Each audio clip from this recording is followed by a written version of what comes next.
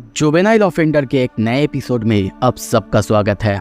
Guys यार, इतना मेहनत करने के बाद भी वीडियोस में व्यूज़ नहीं आ रहे हैं। मुझे नहीं पता, चैनल शायद फ्रीज हो चुका है और इसी वजह से मुझे आप लोगों की मदद चाहिए। जितने भी लोग देख रहे हो यार, प्लीज़ लाइक कर दिया करो ताकि चैनल का फ्रीज थोड़ा सा खुल जाए और वीडियोस में व्यूज़ आए, क्योंकि मुझे पता है मेरी वीडियोस का क्वालिटी नरेशन बाकियों से मैं बहुत अच्छा करने की कोशिश करता हूँ। इसी वजह से मुझे आप लोगों का सपोर्ट चाहिए।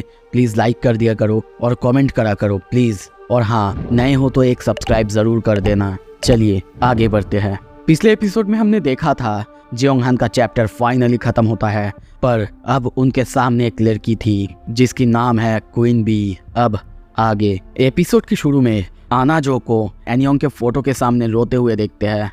वो रोते हुए कहने लगती है, जियोंगहान मर चुका है, you can finally rest in peace मेरे भाई। पर एनियोंग, ये सब कुछ यही ख़त्म नहीं होता। ये मेरी रेवेंज तब तक ख़त्म नहीं होगी जब तक ये दुनिया नहीं बदलती, जब तक ये सोसाइटी नहीं बदलती। सीन शिफ्ट होता है। कुछ देर बाद हम उसे चेयर में बैठे हुए देखते हैं। योंगसेंग उसे सब कुछ बता रही थी क्वीन बी के बारे में, या फिर जुयन ली। वो अब 18 साल की हो चुकी है और सोंगजियोंग हाई स्कूल में पढ़ती है। उसकी निकनेम है क्वीन बी। वो हमेशा अपने खिलौने यानी लड़कों के साथ घिरी हुई रहती है और हम तभी देखते हैं जुयन यानी क्वीन बी को पार्टी करते हुए। तभी एक लड़का उससे पूछता है, अरे जुयन, बहुत दिन बाद, वैसे तुम थोड़ी सी चेंज हो चुकी हो। योंगसेंग नरेट करता है, ऑफ कोर्स, अगर तुम अपने चारों तरफ ऐसे लड़कों को घुमाते रहोगी तो तुम्हें सब कोई यही निकनेम देंगे। वो लड़का कहता है, पर तुम श्योर हो ना, तुम यहाँ पे आई हो, तुम्हारे बॉयफ्रेंड को प्रॉब्लम्स नहीं होंगे? वो कहती है, किसे परवाह है, वैसे भी मेरे लिए ये मैटर नहीं करती। ऐसा नहीं कि मेरे पास सिर्फ एक ही बॉयफ्रेंड है। तुम्हें अगर मेरे जैसे कोई चाहिए तो तुम वैसे माइंडसेट के बिल्कुल नहीं हो सकती।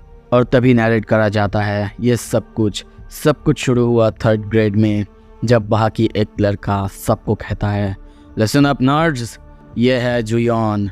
तुम में से किसी ने भी इसको देखा, नज़र दिया इसके ऊपर, तो तुम लोग ख़त्म। ये सुनते ही जुयन जैसे कि उसके प्यार में पड़ जाती है और नरेट करती है, मुझे ये फीलिंग पसंद था कि मैं स्कूल के सबसे कूलेस्ट गाय को जानती हूँ, या फिर वो सिर्फ मेरी है। और फिर ऐसे ही करते हुए मैं मिडिल स्कूल तक आ गई। और तभी देखते हैं वो अपने सामने योंगसेंग को पिटते हुए देखती है। उसके साथ उसके जो सहेलियाँ थी वो भी उसका मजाक उड़ाने लगती है। ये उसको काफ़ी पसंद आता है और तभी वो उसके पास जाती है और तभी नरेट करती है, पर फिर भी मिडिल स्कूल में मज़े आए थे। एनीवे, इसके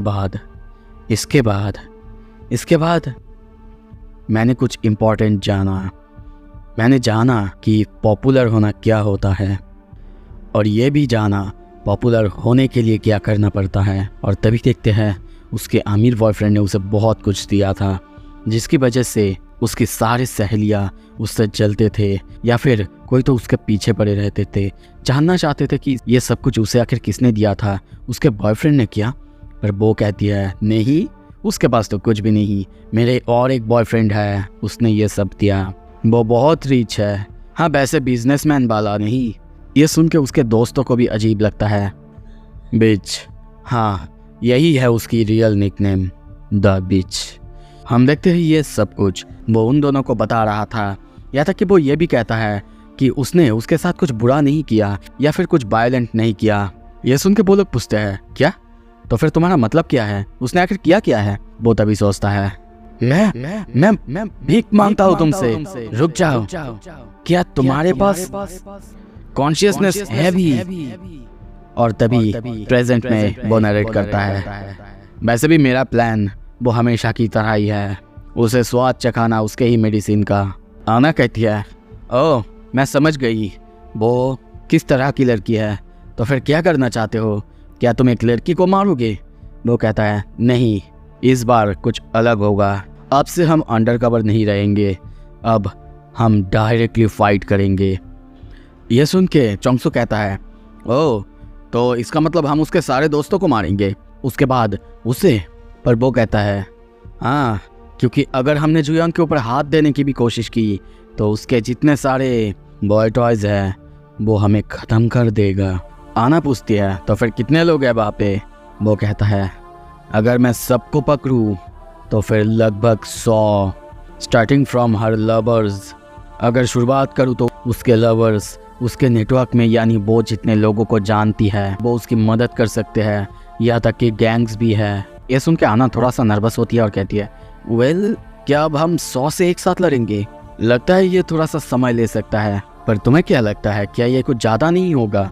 पर वो कहता है मैं कर भी क्या सकता हूँ, वैसे भी मेरा रास्ता हमेशा ही मुश्किल था। पर चोंगसू कहता है हाँ इस बार भी होता अगर तुम अकेले होते, पर अब नहीं हो, अब सब लड़ने के लिए तैयार।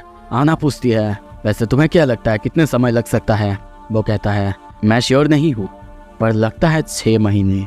और अब देखते हैं 6 महीने गुजर जाते हैं। अब विंटर आ चुका है। चोंगसू और योंगसेंग को किसी जगह पे जाते हुए देखते हैं। कोई बात करता है अरे तुम लोग सुने क्या, कोई है जो कि आसपास लोगों को मारते हुए जाता है, और जिसने भी एनियोंग के साथ कुछ बुरा किया था या फिर जो भी जुयोन के साथ था। हम कुछ लड़कों को ये बात करते हुए देखते हैं, पर तभी वहाँ पे चोंगसू आता है और कहता है क्या यही है डोबोंगसान क्रेव, या के लीडर कौन है? हम तुम्हें मारने आए हैं। क्या था जुयोन ली का एक्स बॉयफ्रेंड? योंगसेंग कहता है हम लोग यहाँ तुम्हें मारने नहीं। पर तभी एक बंदा उसके ऊपर लाठी चार्ज करता है, वो उसको डॉज करता है और सब मिलके अब उसे घेर लेते हैं। और तभी वही बंदा कहता है ओह तो ये लोग हैं, सिर्फ दोनों यही सबको बजा रहे थे, क्या ये लोग जानते भी है ये लोग किसके सामने हैं अभी? पर तभी एक बंदा सबको बाहर से जाने के लिए कहता है और कहता है मुझे लगता है कि ये लोग मेरे लिए यहाँ पे आए हैं। वो चोंगसू के सामने आता है और कहता है इसको देख के लगता है कि ये जानता है कैसे फाइट करा जाता है। और तभी वो उसको पकड़ने के लिए आगे बढ़ता, पर चोंगसू एक ही पंच में उसे हिला देता है, उसके नाक से खून निकल आता है और एक के बाद एक उसे मारते हुए जाता है और कहता है तुम तो जानते ही नहीं पावर क्या चीज़ है, पावर सिर्फ टेक्निक से आता है। सो मैंने सीखा technique, float like a butterfly, sting like a bee, और ऐसे फाइट करना चाहता है। अब योंगसेंग भी फाइट करने के लिए तैयार होता है और कहता है तो फिर चलो शो शुरू करते हैं, अगर मैं फिर से लेट हुआ तो फिर आना मुझे मार डालेगी। और कुछ ही देर बाद हम देखते हैं वो लोग वापस जाने लगते हैं और घर वापस आते ही आना कहती है वेलकम बैक, क्या तुम लोगों को चोट आई? चोंगसू कहता है बिल्कुल नहीं। आना पूछती है योंगसेंग तुम्हारी क्या हाल है? वो भी कहता है मैं बिल्कुल ठीक हूँ। वो कहती है वैसे मैंने जियोंगहान के बारे में सब कुछ संभाल लिया है, उसके पेरेंट्स, उसके लॉयर्स, सब कुछ। एनीवेज 6 महीने तो बीत चुके हैं, तुमने जैसा प्लान किया था बिल्कुल वैसे ही सब कुछ जा रहा है। और लगता है जुयोन वो भी अब डरी हुई है। वो कहता है हाँ बिल्कुल, हाँ लगता तो है कि तुमने इस 6 महीने में उसके सारे लोगों को ख़त्म कर दिया है। वैसे अब कितने बचे हैं? वो कहता है वेल सबको गिनूं तो सिर्फ 3। योंगसेंग काफ़ी बदल चुका है। आना कहती है क्या सिर्फ 3? मतलब ज़्यादा टाइम नहीं लगेगी है ना? पर वो कहता है नहीं तुम गलत कह रही हो, अब तक हमने जितने भी लोगों को मारा है इनके मुकाबले वो कुछ भी नहीं थे। आना कहती है हाँ समझ गई, वैसे हाँ मैंने उसके बारे में काफ़ी रिसर्च करा है। तभी 5 साल पहले की बात हमें दिखाया जाता है। जुयोन को देखते हैं, वो लाइव कर रही थी, अपने क्लासरूम को अपने स्कूल को दिखा रही थी। वैसे बाकियों की तरह नहीं, उसके पास फॉलोअर्स भी थे। वैसे भी वो बहुत ज़्यादा क्यूट थी। वो अपने दोस्तों को कहती है स्माइल करो यार। वैसे तुम लोगों में से कोई अगर हॉट बंदा ये देख रहा होगा वो हमारे स्कूल में आ सकता है। पर तभी उसी के लाइव के बीच हम देखते हैं बाकी लोग योंगसेंग को पीट रहे थे। ये उसको बहुत ज़्यादा अजीब लगता है और वो शौक हो जाती है, यहाँ तक कि वो सबको गाली भी देने लगती है। क्या कर रहे हो तुम लोग, मैं लाइव कर रही हूँ ना। उसके वहाँ पे कमेंट आने लगता है क्या चल रहा है पीछे, क्या वहाँ पे किसी को बुली करा जा रहा है? वो सब ठीक करने की कोशिश करती है, समझाने की कोशिश करती है नहीं ये तो दोस्त लोग हैं जो कि आपस में बस खेल रहे हैं। और वो जाके सबको गाली देने लगती है तुम लोग यहाँ पे क्या कर रहे हो, ये सब तुम्हें पता नहीं मैं लाइव कर रही थी। पर तभी सैंगचुअल योंगसेंग को मारते हुए कहता है योंगसेंग माफ़ी मांगो उससे जाओ। योंगसेंग सॉरी कहता है, पर वो उसे कहती है योंगसेंग मुझे तुमसे एक फेवर चाहिए था, मैं फिर से लाइव जाऊंगी, क्या तुम सबको बता सकते हो कि यहाँ पे कुछ भी नहीं हुआ था, सब कुछ एक मजाक था, प्लीज़ मेरे लिए इतना कर दो यार। ये सुन के योंगसेंग चौंकता है। वो उसके पास जाती है और कहती है करोगे ना मेरे लिए इतना, और प्लीज़ अपना ये खून थोड़ा सा पोंछ लेना। कुछ देर बाद योंगस्योंग कहीं जा रहा था। बाहर देखते हुए वेदर के बारे में सोचता है कि वेदर तो बहुत अच्छा है, ये दिन भी शांति। पर तभी उसके पास टीचर आते हुए कहता है, योंगस्योंग कुछ बहुत ज़्यादा गड़बड़ हुआ है। तुम्हारी बहन उसने एक सुसाइड नोट छोड़ी है और डिसअपेयर हो गई है। आगे हम उसकी बहन को मरी हुई देखते हैं। वो वहीं पे बैठा हुआ रो रहा था, उसकी मॉम भी रो रही थी। पर तभी वहाँ पे जुयोन आती है और कहती है, ए योंगस्योंग क्या हुआ, स्कूल से तुम चले आए? मैं तुम्हारे लिए इंतज़ार कर रही थी। क्या तुम अपने फ़ोन के पास देखते भी नहीं हो क्या? वैसे तुमने मुझसे प्रॉमिस किया था। चलो अब खड़े भी हो जाओ। और वैसे भी तुम्हारी बहन तो मर चुकी है ना, अब तुम थोड़ा सा स्माइल कर सकते हो। ओके अब हंसो भी। वो क्रीपी स्माइल देने लगती है। ये देख के योंगस्योंग बहुत चौंकता है, पर वो रुकती ही नहीं और कहती है, तुम्हें सब कुछ अच्छे से एक्सप्लेन करना होगा, ठीक है? मुझे थोड़ा सा पता नहीं क्यों सब हेट कर रहे हैं अभी। पर तभी योंगस्योंग गुस्से में उसे कहता है, भाग जाओ यहाँ से, भाग जाओ। क्या तुम इंसान भी हो? क्या तुम्हारे अंदर इंसानियत है भी? पर यह सुन के वो पहले चौंकती है और फिर गुस्सा करती है। योंगस्योंग रोने लगता है, पर वो कहती है, यू फकिंग ट्रैप, क्या तुम ऐसे करना चाहते हो?